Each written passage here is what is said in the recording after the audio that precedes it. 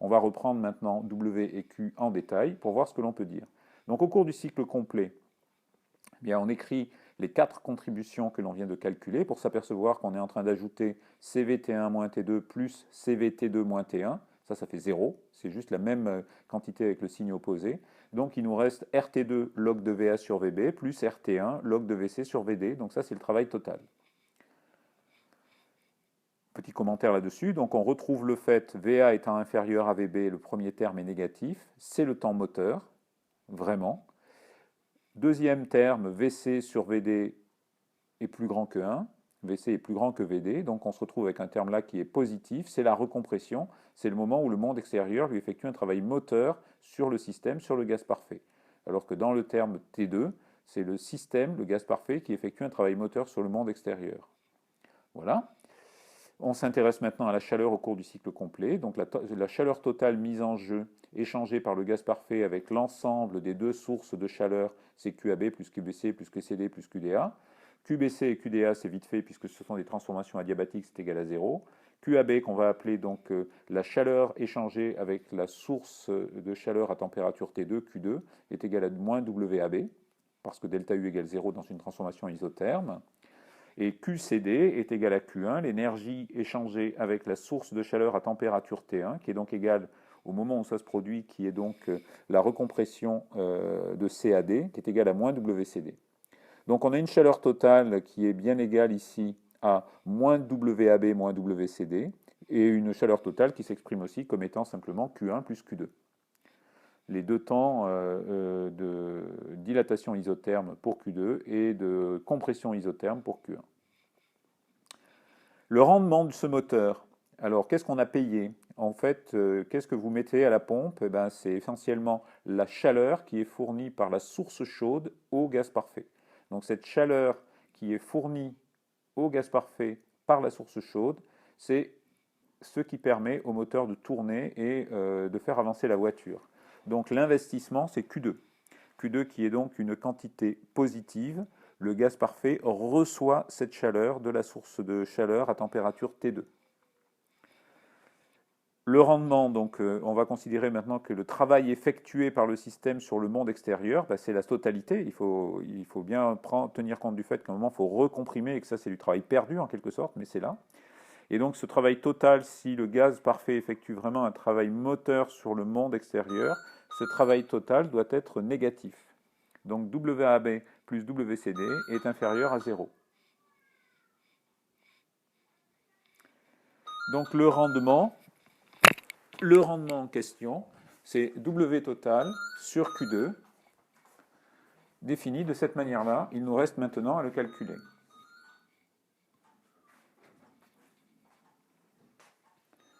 Donc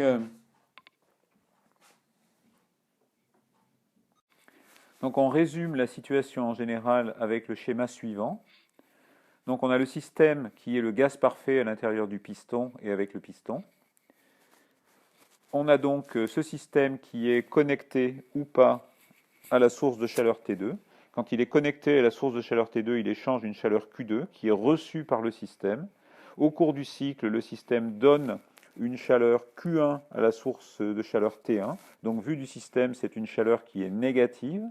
Et dans cet échange de chaleur reçu de la source de chaleur T2 à haute température, donné pour Q1 à la source de chaleur à température T1, température la plus froide, eh bien, dans cet échange de chaleur, le système produit un travail total, donc négatif, sur le monde extérieur. Donc ce schéma est très communément utilisé quand il s'agit de décrire le moteur thermique et ce que l'on appelle le cycle de Carnot. Donc on se retrouve maintenant à effectuer le calcul de ce rendement. Donc il faut donc rentrer dans le détail de W total et de la chaleur Q2 pour avoir ce rapport qui est donc W total en valeur absolue divisé par Q2. On peut l'exprimer uniquement en fonction de la chaleur, puisqu'on a delta U qui est égal à UA moins UA qui est égal à 0. Ce qui veut dire que W total plus QAB ou Q2 plus QCD Q1 est égal à 0. et que donc on a un rendement qui va être égal à Q2 plus Q1 divisé par Q2. Donc la quantité QAB est positive, elle est plus grande en valeur absolue que la quantité QCD qui est négative. Donc on a bien un rendement ici qui est bien positif et qui peut s'exprimer sous la forme R égale 1 plus Q1 sur Q2. 1 plus Q1 sur Q2, Q1 étant négatif, QCD qui est égal à Q1 étant négatif, ce rendement est bien inférieur à 1, puisque la valeur absolue de QCD est inférieure à la valeur à QAB, et donc le rapport QCD sur QAB est négatif et plus petit que 1, et donc on a 1 plus ce rapport qui est donc une quantité qui est entre 0 et 1, comme il se doit pour un rendement. Donc il faut le calculer plus en détail. Donc quand on le calcule plus en détail, on se retrouve à écrire que le rendement c'est 1 plus RT1 sur log de VC sur VD, divisé par RT2 sur log de VA sur VB. Bon, ça s'annonce mal, ça fait une expression qui est relativement compliquée et on aimerait bien pouvoir la simplifier. Donc là, il faut revenir à notre cycle de Carnot dans le diagramme PV. Donc quand on regarde ça, on se demande comment on va pouvoir simplifier cette transformation. Et pour ça, il nous faut revenir à ce qu'on n'a pas utilisé encore, qui sont les transformations de BAC et les transformations de DAA. À partir de là, on peut écrire que l'on a, au cours d'une compression adiabatique, si l'on reprend vite fait les fondamentaux de la compression adiabatique, le point clé de la compression adiabatique d'un gaz parfait, c'est que l'on a CVDT qui est égal à moins PdV. Gaz monoatomique parfait, CV égale 3 demi de R, PV égale RT, donc on remplace 3 demi de R dt moins RT sur dV, moins RT sur V dV, et qui se transforme en moins 3 demi de dt sur T égale dV sur V.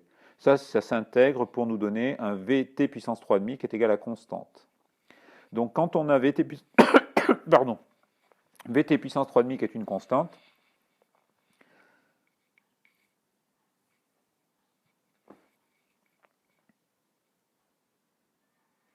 eh bien, à partir de Vt puissance 3,5 qui est une constante, on peut l'appliquer deux fois. On l'applique d'abord sur la transformation entre A et D, qui est donc bien une transformation adiabatique, qui nous permet d'avoir que VA T puissance 3,5 est égal à VD T1 puissance 3,5. Et de même, pour la transformation adiabatique entre B et C, on peut dire que donc on a VB T2 puissance 3,5 qui est égal à VC T1 puissance 3,5.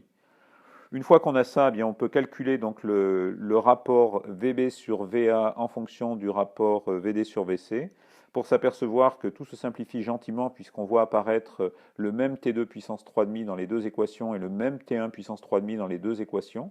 Donc quand on fait le rapport des deux équations, en faisant donc le terme de gauche sur le terme de gauche, le terme de droite sur le terme de droite, eh bien les températures s'en vont et il nous reste juste VB miracle, il nous reste VB sur VA qui est égal à VC sur VD. Donc il nous reste à remplacer maintenant pour s'apercevoir qu'une fois qu'on a fait tout le calcul avec tous les logarithmes, les bons signes, etc., comme c'est écrit sur ce transparent-là, eh bien on obtient que R est égal à 1 moins T1 sur T2, qui est le grand résultat des moteurs thermiques et qui vient situer les possibilités idéales, extrêmes, de ce que peut être un moteur thermique fonctionnant avec une source chaude et une source froide. C'est-à-dire le milliard de moteurs à explosion de tous les véhicules autonomes, les camions, les voitures, les bus, quand ils ne sont donc pas électriques, complètement, et en fait toutes les centrales électriques qui fonctionnent toutes avec une source chaude et une source froide. La source chaude peut être d'origine nucléaire, on peut brûler du gaz, du pétrole, du charbon, mais dans tous les cas, on fait bouillir de l'eau pour bénéficier de ces effets de compression et de dilatation et faire tourner un alternateur pour produire de l'électricité. Donc, ce rendement, c'est le grand résultat, c'est ce dont il faut se souvenir, R égale 1 moins T1 sur T2. Et ça nous dit notamment qu'on ne peut pas, on le verra plus en détail lorsqu'on abordera le deuxième principe de la thermodynamique, hors de question de faire une machine monotherme. Vous ne pouvez faire une machine thermique que si vous avez une température chaude et une température froide. Il vous faut deux températures, deux sources de chaleur. En petite application numérique pour terminer. On prend une température à 1300 K, ce qui est à peu près raisonnable, ça vous fait 1000 degrés C pour la température haute, température ambiante 20 degrés C, quelque chose comme ça pour la température basse. Et donc le rendement le plus grand que vous pourrez jamais obtenir, c'est 0,75. En fait, ça c'est un rendement idéal. Le rendement réel de tous ces moteurs est bien inférieur à ça et la quantité de chaleur est bien plus évacuée et bien plus grande que Q1. Et on y reviendra et on essaiera d'esquisser les raisons pour lesquelles nécessairement on a ce problème-là. Voilà.